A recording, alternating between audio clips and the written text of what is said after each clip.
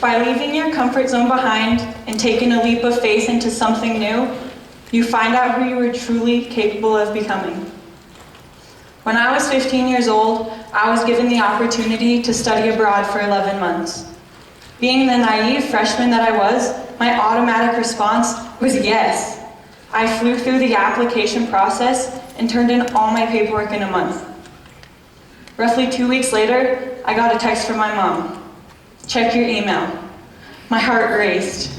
It read, "Dear Natalie Jane Berger, congratulations on your acceptance to our travel abroad program." My first emotion was pure excitement. Finally, no more stress about my GPA, lettering in a sport, or doing chores. Reality fell away, tucked away in the farthest corner of my mind. My second emotion was sheer disbelief. Is this really happening? No, it can't be. I'm just a girl from a small mountain town. The whole idea hit me hard. My third emotion was full-blown panic. No way am I going to last 11 months in a foreign country without my family. What about the first day of school? Am I going to make friends? What if I don't fit in?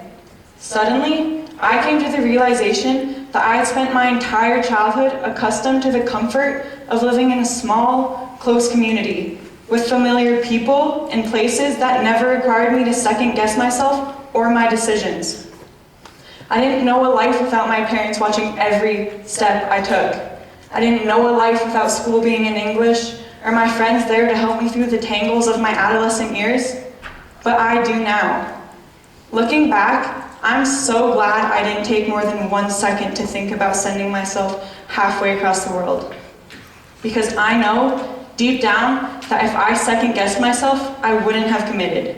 I would not be the person I am today. Psychologist Robert Yerke shares the idea of optimal anxiety. Optimal anxiety is the behavioral space right outside your comfort zone in which stress levels are slightly higher than normal, where humans tend to maximize their performance. Humans are creatures of habit. Therefore, we enjoy situations in which we feel safe and comfortable, almost out of harm's way. By allowing ourselves to stay in these safe and comfortable situations, we never get the opportunity to get outside of our comfort zones and grow. We never learn how to transition or adjust. So how do we reach this optimal anxiety? I found this out on a far larger scale in Italy, initially not knowing the language or anybody there. From this experience, I found that it doesn't require major adjustments or events to reach your optimal anxiety. There are small things we can do in our everyday lives to push past our constraints into this place of growth and achievement. So do little things that make you uncomfortable. If you aren't social, reach out to an old friend or compliment a stranger. If you aren't a big reader, challenge yourself to finish a book. If you always have to have a plan, don't schedule anything for a weekend and just go with the flow. Have a discussion with someone you disagree with. Try a new recipe. Even take a new route to work. There are endless possibilities of ways to break through your shell. You just have to be brave enough to try. Yes, when you first step out of your comfort zone, you may feel anxious and nervous, and you may want to jump right back to where everything feels familiar. But staying in your comfort zone is like a caterpillar staying in its cocoon. It's safe and comfortable, but it never allows itself the opportunity to turn into a butterfly. So get out there, do things that make you uncomfortable. The fear of failing or getting hurt in the process of growing may hold many people back from trying to reach their optimal anxiety. But there are so many opportunities you will miss out on. Amazing people you will never meet, things you will never do, and awesome memories you will never create if you take the same steps every day.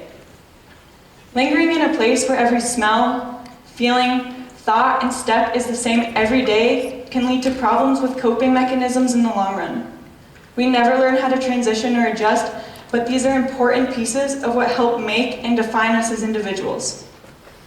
Every time we don't succeed, we take our first steps to learning something new, and these new skills can be utilized by our future selves.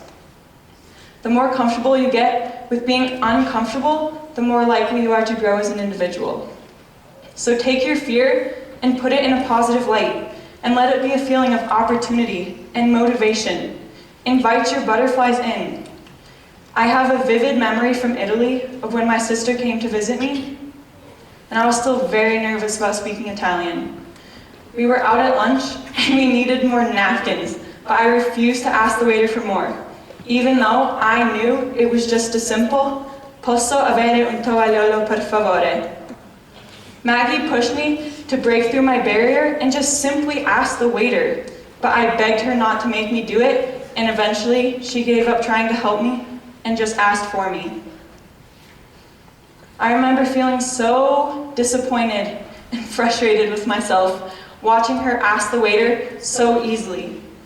I called my mom crying that night, asking why, after all the hard work I was putting into learning the new language and how these new letters work together and how to form a sentence, I still couldn't push through my barrier and just advocate for myself. She reminded me that everything takes time, and that if I kept working hard, I would eventually be where I wanted to be. She suggested that I take little steps, like talking to my friends first, and that in time, I would feel more confident. I remember at the end of my 11 months, I felt so silly about being so nervous because it wasn't as big of a deal as I thought it was. I just had to push past the first steps of learning, and the rest was a growing process. Therapist Dr. Elizabeth Lombardo shared that people who regularly seek fresh experiences tend to be more creative and emotionally resilient than those who remain stuck in routine. This statement is backed by the theory that comfort kills creativity, and that in order to improve your imagination, you need to see things from a different point of view, do things with a different manner, learn new ideas with a different style. Like the saying, a body in motion tends to stay in motion, and a body at rest tends to stay at rest, the mind works the same way. If you start taking risks and trying new things, the more you will notice yourself gravitate towards opportunities that are outside of your comfort zone and accepting new challenges. The more comfortable you get with being uncomfortable, the more likely you are to grow as an individual.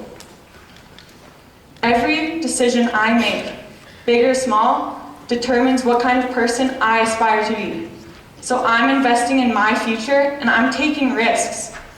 Although my comfort zone is a safe, pretty place, nothing ever grows there. We never hear spectacular stories of someone who stayed comfortable. So get out there.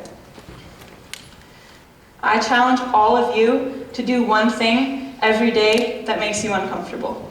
Thank you.